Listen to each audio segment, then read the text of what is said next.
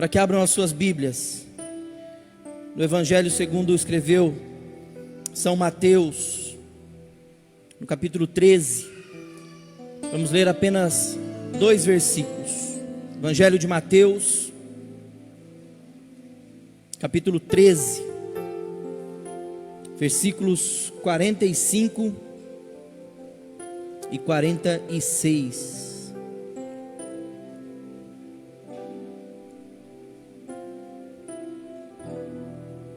Evangelho de Mateus, capítulo 13, versos 45 e 46. Amém? Diz assim a palavra do Senhor: o reino dos céus é também semelhante a um homem que negocia e procura boas pérolas. Quando encontrou uma pérola de grande valor, ele foi, vendeu tudo o que tinha e comprou a pérola. O reino dos céus é também semelhante a um homem que negocia e procura boas pérolas. Quando encontrou uma pérola de grande valor, ele foi, vendeu tudo o que tinha e comprou a pérola. Curve a sua cabeça. Espírito Santo de Deus, mais um domingo, mais uma semana, mais um dia que, como igreja do Senhor, nos encontramos diante da Tua palavra, que tem todo o poder, que é infalível, que é atual, que é moderna, que fala aos nossos corações desde sempre, e cremos que ela continuará falando, porque ela é viva e eficaz. Ela é a Tua palavra revelada, ó Deus, às nossas vidas. Espírito Santo, fala aos nossos corações, nos quebranta nessa noite para ouvir, para reter, para absorver aquilo que o Senhor tem para as nossas vidas. Nós cremos que não saímos das nossas casas, nós cremos que os nossos irmãos que estão assistindo essa transmissão, ó Deus, não é em vão, é porque o Senhor tem algo a ministrar, a falar aos nossos corações nesta noite. Crendo nesta promessa, nesta palavra do Senhor para as nossas vidas, nós oramos em nome de Jesus. Amém, meus irmãos?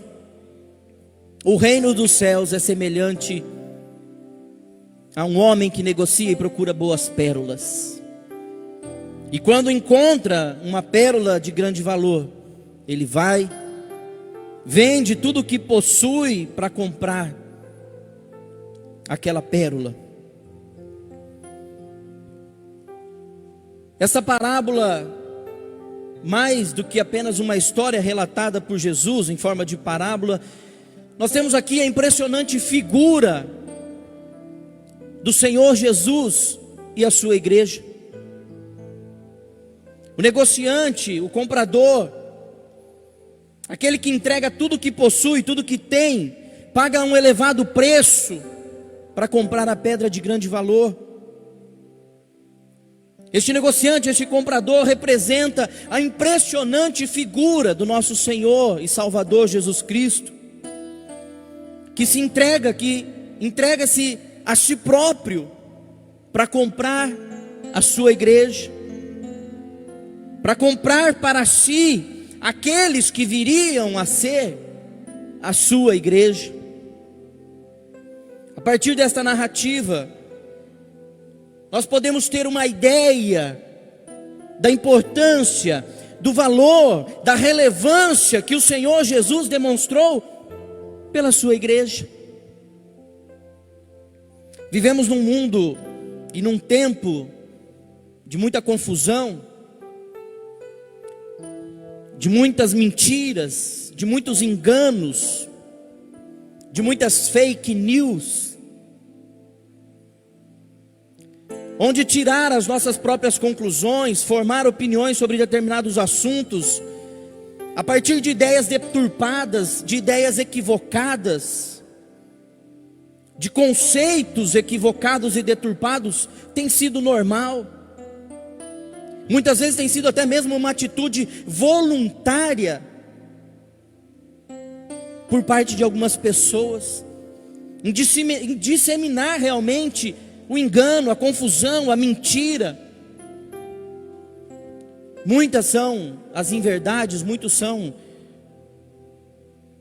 os desvios, não somente vividos, mas também pregados por muitos cristãos, e também vividos por aqueles que não são cristãos, por aqueles que não professam o nome de Jesus. Isso vem se perpetuando ao longo dos tempos, não é de hoje que o engano, que a confusão, que a mentira, que a ilusão permeiam os nossos dias, permeiam o nosso cotidiano, a nossa rotina.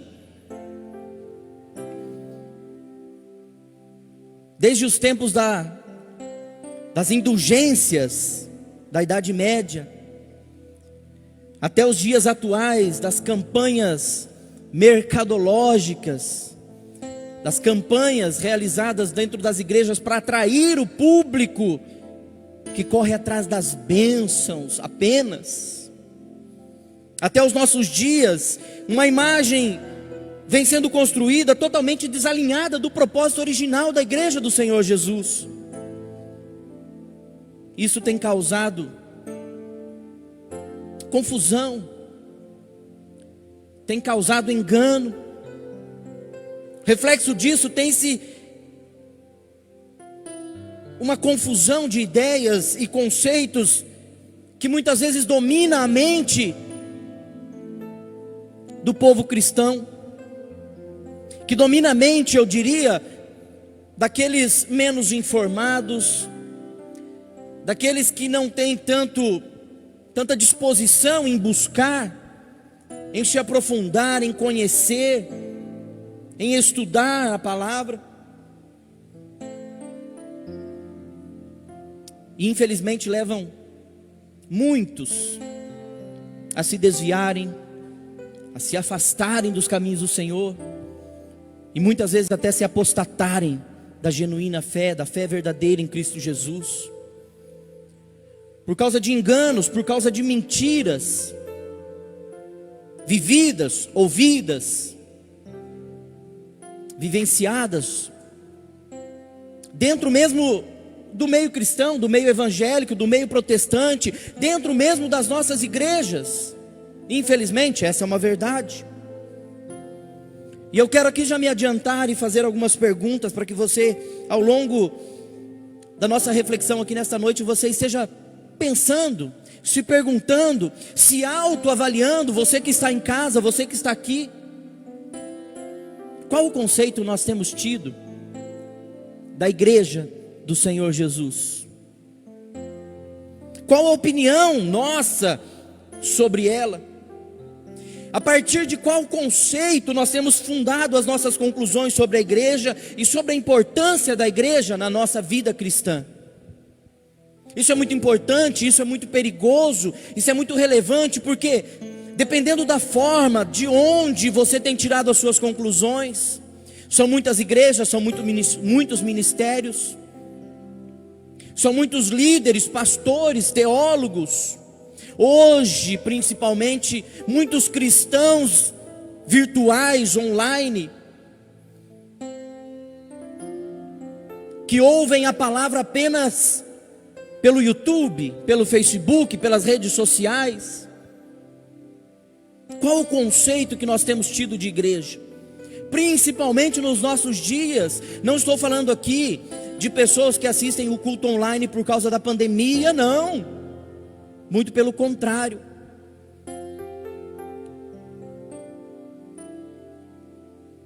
Espero que você não seja um desses que tiram as suas conclusões a partir de ideias equivocadas, de conceitos deturpados, que ouve tudo na internet, no YouTube, e retém e acredita, e não pesquisa e não vai a fundo para confirmar realmente na palavra se realmente é verdade, se realmente procede.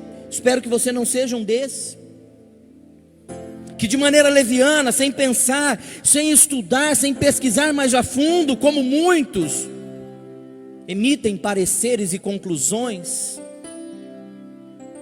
sobre tudo e sobre todos. Aos olhos do mundo, a igreja pode até ser considerada desprezível, como realmente é por muitos, infelizmente. Mas aos olhos de Deus, a igreja, como Israel de Deus, a sua igreja, a igreja do Senhor, é o povo mais precioso da terra. Doa quem doer, goste ou não você, a igreja é o povo mais precioso da face da terra. É a menina dos olhos de Deus. Não sou eu que estou dizendo, a Bíblia diz isso em Isaías 43:4, Lamentações 2:18, Zacarias 2:8. Infelizmente para muitos é motivo de crítica, de desprezo, de comentários levianos, baixos. É vergonhoso quando você acessa um site e você vê pessoas criticando homens de Deus que estão defendendo a sã doutrina, sendo ridicularizados por defenderem as verdades da palavra de Deus. Infelizmente, muitas pessoas têm vivido os seus dias para criticar, para levantar falso, para maldizer aquilo que é sagrado. Infelizmente, alguns pensam que a igreja se trata apenas de edifícios caracterizados por uma arquitetura peculiar. Todos nós sabemos, quando você passa em frente a uma igreja, isso é uma igreja, ali é uma igreja. A arquitetura, as janelas, o formato, a frente, muitas delas têm uma cruz. Enfim, algumas pessoas acham que igreja são essas 4 paredes, são esses edifícios peculiarmente conhecidos pela sua arquitetura. Mas não. E essas pessoas muitas vezes emitem seus pareceres, suas opiniões, seus julgamentos, como fazem corriqueira e habitualmente quando o seu time de futebol está jogando, ou como fazem em relação à política, aos governantes. Pessoas que se acham em condições de criticar, de opinar, de emitir um parecer sobre algo tão profundo, tão importante, tão relevante, que é a igreja do Senhor Jesus na face da terra. Que não são essas 4 paredes, também faz parte, mas não são apenas essas 4 paredes. Não é bem por aí. Não podemos sair por aí falando, criticando, opinando sobre algo tão sério. Não é bem por aí. A igreja é muito mais do que isso. A igreja representa muito mais do que isso nas nossas vidas, na vida do povo de Deus. A igreja representa muito mais do que nós imaginamos muitas vezes. Até nós, cristãos mais antigos, se não formos sempre lembrados dessas verdades, acabamos por minimizar, desprezar, subestimar, desvalorizar a profundidade, a importância, a relevância da igreja do Senhor Jesus nas nossas vidas, na vida do povo de Deus espalhado pela face da terra. Basta recorrer à palavra, às escrituras, para perceber que a importância, que o conceito verdadeiro de igreja nas nossas vidas e para o cristianismo, olha só, vai muito além da nossa limitada e muitas vezes míope, embaçada, limitada visão e compreensão humana e natural. A igreja é muito mais do que isso que nós enxergamos, do que as pessoas, do que o templo, do que o prédio, do que as reuniões. A igreja é muito mais do que isso.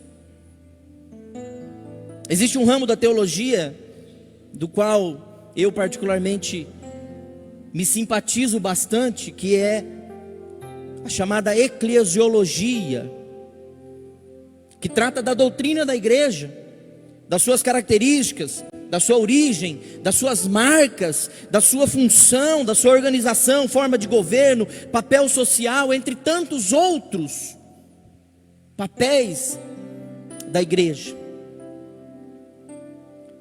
A palavra eclésia, de origem grega, basicamente significa assembleia pública, ou algo como reunião dos que foram chamados para fora. Ela é uma junção de duas palavras: assembleia e fora. Reunião dos que foram chamados para fora. A igreja é chamada na Bíblia por muitos e diferentes nomes. E a partir daqui nós já começamos a ter uma noção da sua importância, do seu valor, da sua relevância. Olha só, João 10:16, Efésios 2:18, Efésios 3:15, Efésios 4:6, 1 Pedro 5:2, ela é chamada de família de Deus. A igreja é chamada de família de Deus. Em 1 Coríntios 3:16, ela é chamada de templo do Espírito Santo. Em 1 Pedro 2:9, em 1 Pedro 5:13, ela também é chamada de geração eleita, sacerdócio real, nação santa, povo exclusivo de Deus. Efésios 1:22, 5:23, Apocalipse 19:21, ela é chamada da noiva do Cordeiro, e também como corpo de Cristo.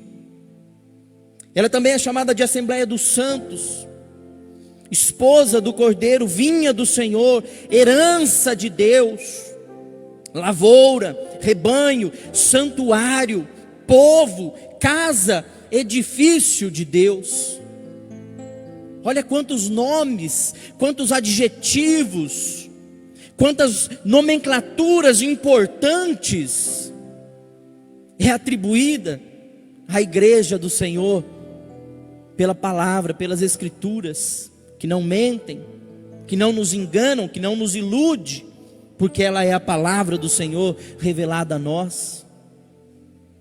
Em 1 Pedro 2, capítulo 10, escrevendo ao povo de Deus que vivia como estrangeiro nas províncias de Ponto, Galácia, Capadócia, Ásia e Bitínia, Pedro declara: vós, sim, que antes não éreis povo, mas agora sois povo de Deus, que não tinhais alcançado misericórdia, mas agora alcançastes misericórdia.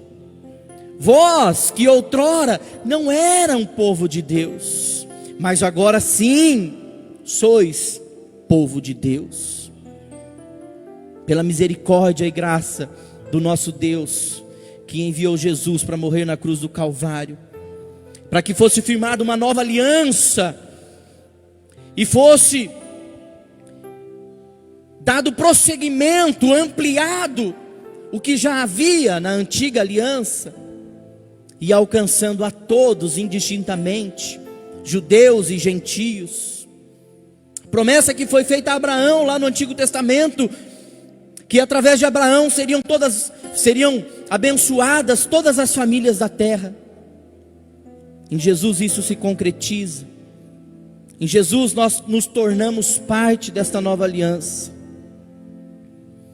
Através da nova aliança em Cristo, as promessas e a esperança do Antigo Testamento se cumpriram com relação ao povo escolhido de Deus. Em Cristo, os rituais, os símbolos, as ordenanças presentes na igreja do Antigo Testamento foram substituídos pela obra perfeita da nova aliança de Jesus. A igreja é, portanto, a união de todos aqueles que foram chamados por Deus, os quais, pela ação do Espírito Santo, creem que Jesus é o Filho unigênito de Deus, enviado ao mundo para redimir os seus pecados. A igreja é, portanto, a união de todos aqueles que foram chamados por Deus, os quais, pela ação do Espírito Santo, creram em Jesus, o Filho unigênito de Deus, enviado ao mundo para redimir os seus pecados. Embora a igreja de Jesus seja única, seja indivisível, ela é constituída por dois grupos. O grupo dos fiéis que ainda estão vivendo neste mundo, nós que estamos vivos, que estamos aqui nesta noite, os nossos irmãos que estão em casa assistindo essa transmissão, os demais irmãos espalhados pela nossa cidade, pelo nosso estado, pelo nosso país e em todos os 4 cantos desse planeta. Ela é composta por este grupo de fiéis que ainda estão vivos neste mundo, que é chamada a igreja militante. E também do grupo daqueles redimidos, daqueles nossos irmãos que já morreram e agora estão na glória ao lado do Senhor, que é chamada a igreja triunfante. Apesar de viverem realidades diferentes, esses dois grupos, igreja militante e igreja triunfante, possuem o mesmo grande objetivo, que é prestar culto ao nosso Deus, que é adorar e exaltar aquele que vive eternamente. Tanto a igreja militante quanto a igreja triunfante, elas têm o mesmo objetivo. E enquanto não chega o dia glorioso que esses dois grupos, igreja militante, igreja triunfante, a igreja que está viva aqui na face da terra, juntamente com aqueles que já morreram no Senhor, finalmente se encontrarão no dia do arrebatamento. Nós que estamos aqui militando, presentes nesta terra, nos reunimos, nos organizamos em comunidades locais para cultuar a Deus, para viver os ensinamentos de Cristo na prática, para vivermos em comunhão, para meditarmos na sua palavra, para celebrarmos os sacramentos de maneira única, porém de maneira universal, como fazem todos os cristãos espalhados pelo planeta, tendo Jesus Cristo como único dono, como único Senhor, como único fundamento da sua igreja. Mas afinal, quem faz parte desta igreja de Jesus? O que significa fazer parte desta igreja de Jesus? Qual a importância, qual a relevância de se fazer parte da igreja de Cristo? Você já parou para pensar nisso? Muitos não têm dado importância. Muitos têm entendido que não faz sentido, não é necessário, não é prescindível ou imprescindível que se faça parte de uma igreja ou da igreja do Senhor Jesus. A teologia reformada não deixa dúvidas quanto ao estado de imperfeição da igreja militante. Foi falado aqui a semana passada, presbítero Tiago, sobre a reforma protestante. E não seria necessária uma reforma se a igreja realmente não fosse imperfeita?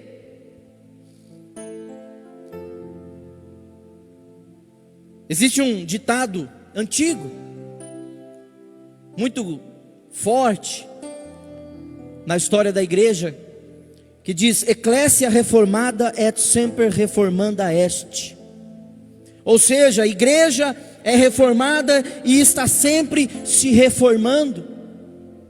A igreja militante, a igreja que está presente na face da terra, realmente é uma igreja imperfeita, é uma igreja que possui falhas, até porque eu e você fazemos parte dela.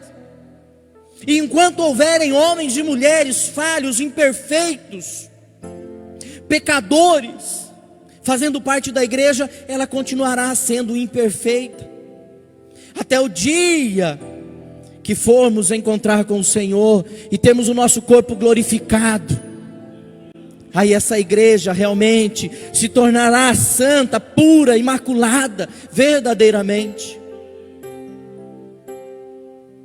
Porque lá não haverá mais dor, não haverá mais pranto, não haverá tristeza, não haverá doença, não haverá pecado, não haverá tentações que nos cercam, que nos rodeiam todos os dias.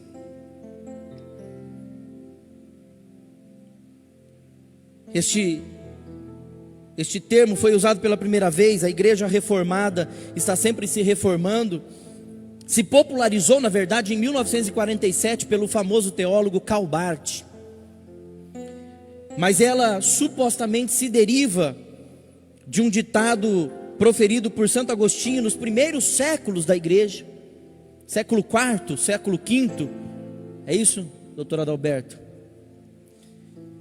Mas ele se tornou popular pós-reforma, porque a igreja, ela é falha.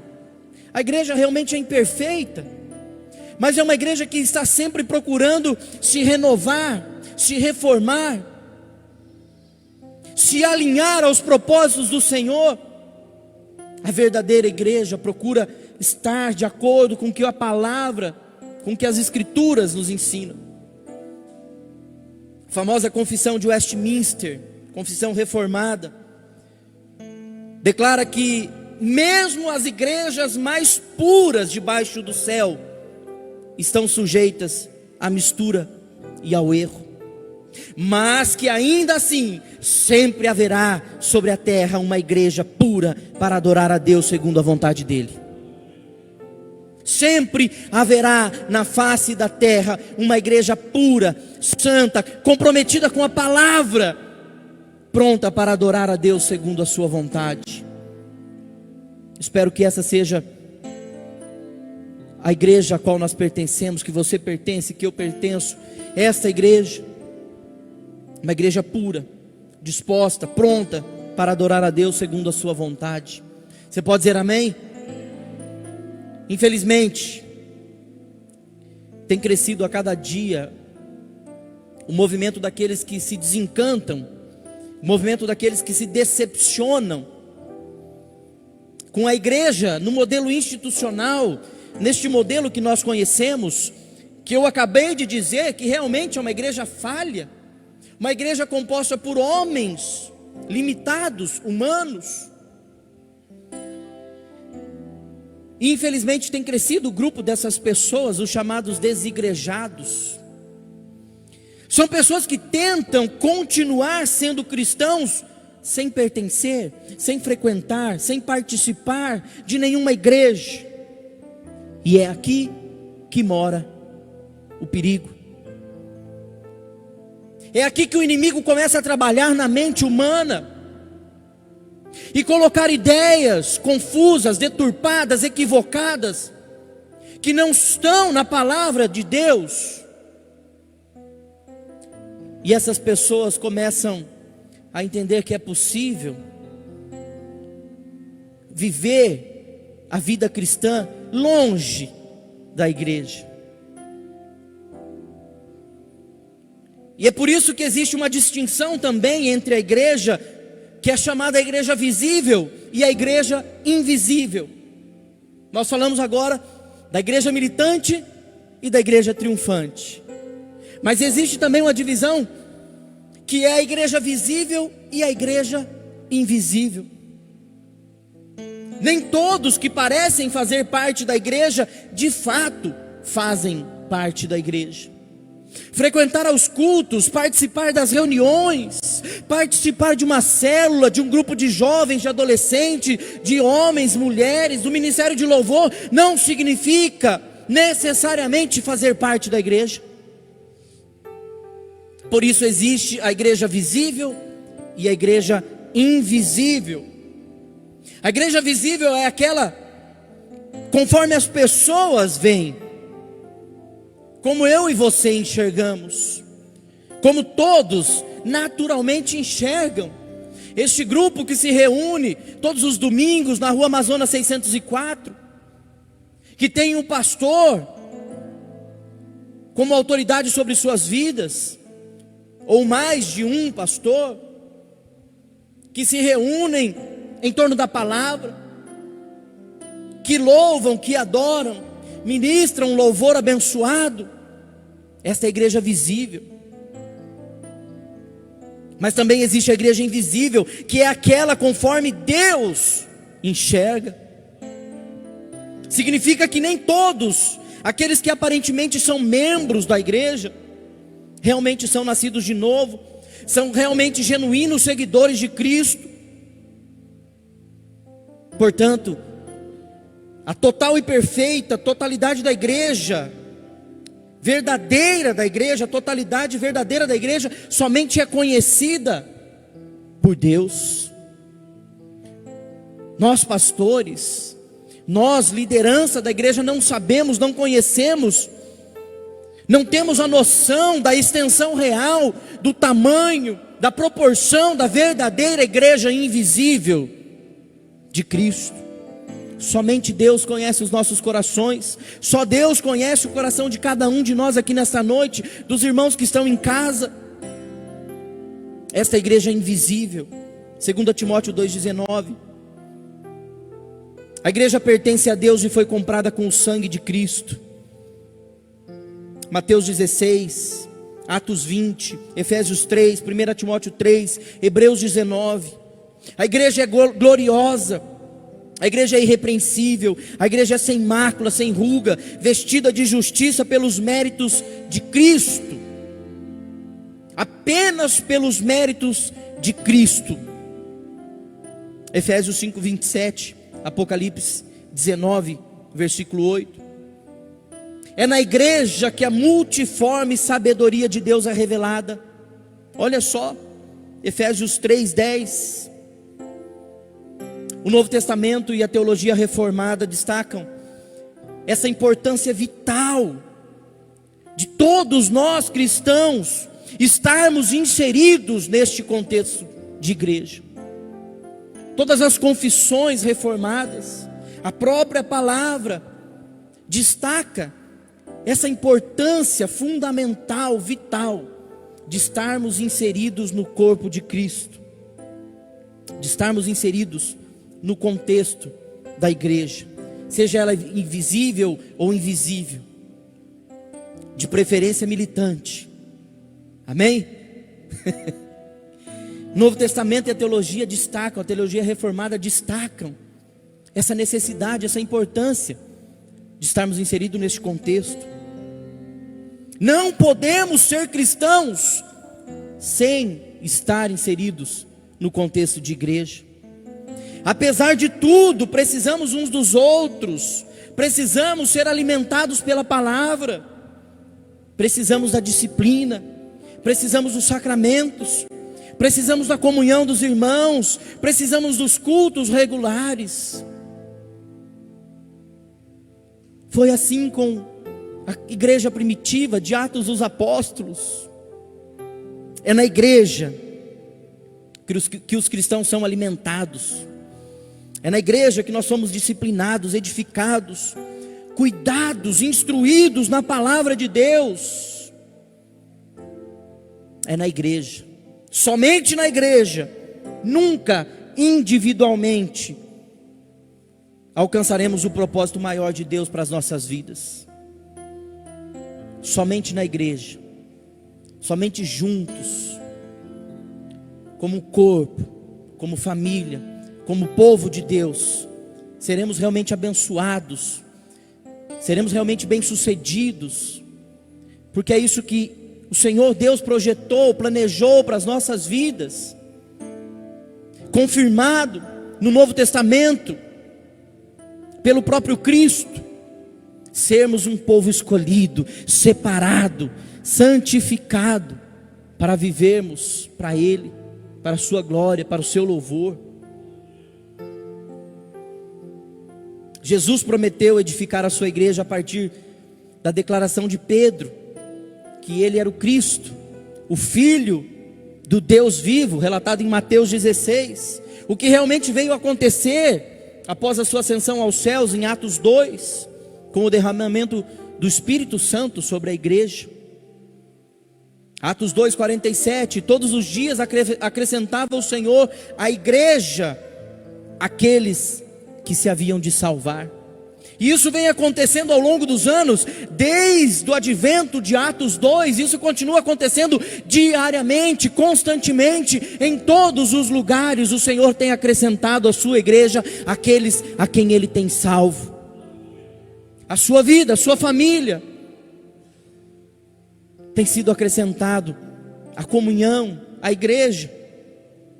Fazem parte, portanto, da igreja todos aqueles que Deus chama através da sua palavra, aqueles que são convencidos dos seus pecados e consequentemente correspondem com arrependimento, com fé genuína em Cristo Jesus como seu Senhor e Salvador. Jesus é o fundamento da igreja, e nós cristãos somos pedras vivas edificadas para formarmos dessa casa espiritual. É o que a Bíblia diz, 1 Pedro 2,5: vós também, como pedras vivas, sois edificados casa espiritual, sacerdócio santo, para oferecer sacrifícios espirituais agradáveis a Deus por meio de Jesus Cristo. Fazer parte da igreja significa fazer parte do corpo de Cristo. Olha como isso é importante, olha como isso é relevante. Ah, pastor, eu faço parte do corpo de Cristo, mas eu não quero saber de igreja. Cuidado, cuidado, isso é muito perigoso. Fazer parte da igreja significa necessariamente fazer parte do corpo de Cristo, ou vice-versa. Fazer parte do corpo de Cristo significa necessariamente fazer parte da igreja de Jesus, da igreja visível e da igreja invisível, do qual Ele é o cabeça. Efésios 1, 22 e 23. Portanto, ninguém pode fazer parte do corpo de Cristo sem fazer parte da igreja. Ninguém pode dizer que ama Jesus sem amar a sua igreja. Desejar o noivo e rejeitar a noiva. A Bíblia diz que a igreja é a noiva do Cordeiro, a noiva de Cristo. E como eu posso desejar o noivo e rejeitar a sua noiva? Não existe cristianismo sem igreja. Jesus vem buscar a quem? A sua igreja. Jesus vem buscar a sua igreja. Apocalipse 19:7. Alegremo-nos, exultemo-nos e demos-lhe glória, porque se aproximam as núpcias do Cordeiro e a sua noiva já está preparada. A sua noiva, a igreja de Cristo.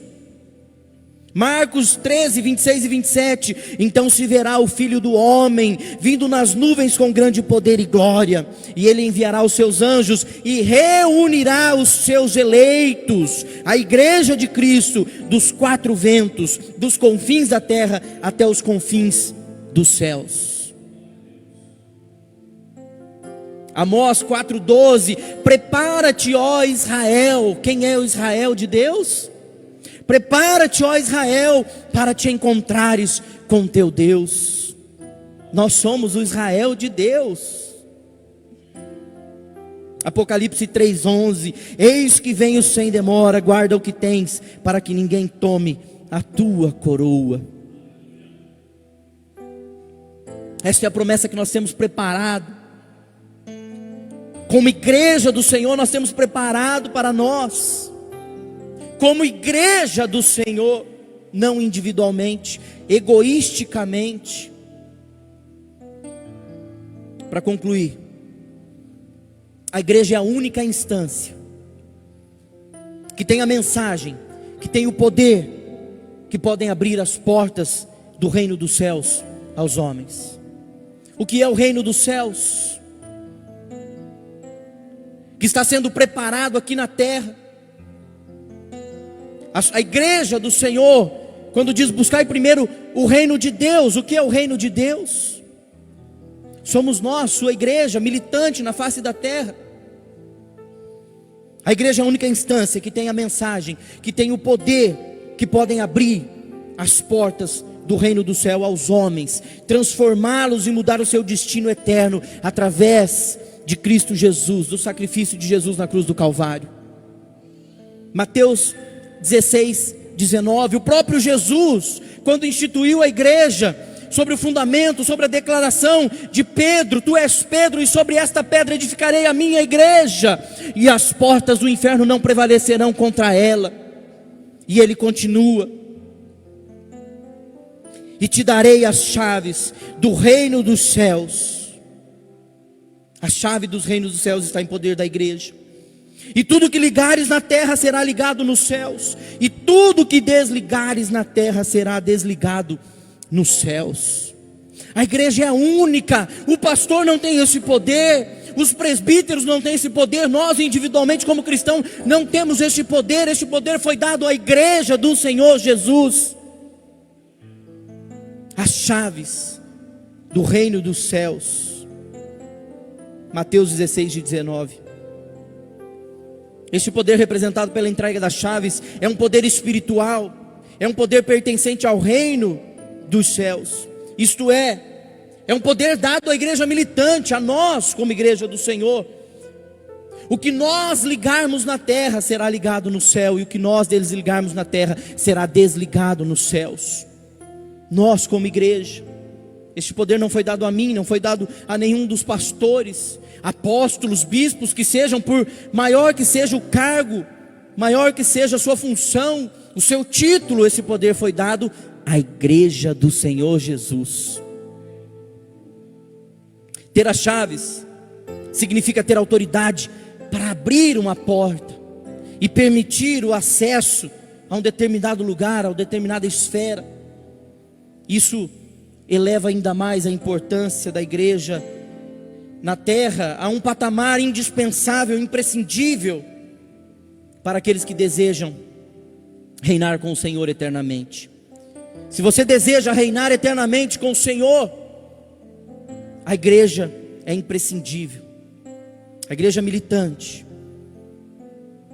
contém o poder, o acesso, a chave que nos permite acessar o reino eterno de glória.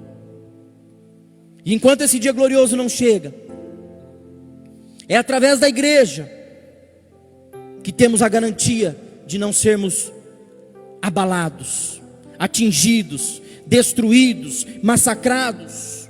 Nenhuma tática, nenhum esforço dos poderes da maldade prevalecerão sobre a igreja do Senhor.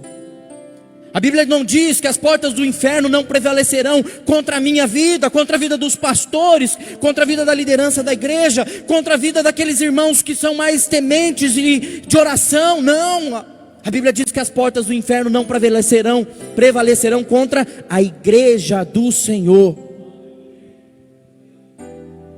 Mateus 16, 18. Tu és Pedro, e sobre esta pedra edificarei a minha igreja, e as portas do inferno não prevalecerão contra ela, contra a igreja do Senhor.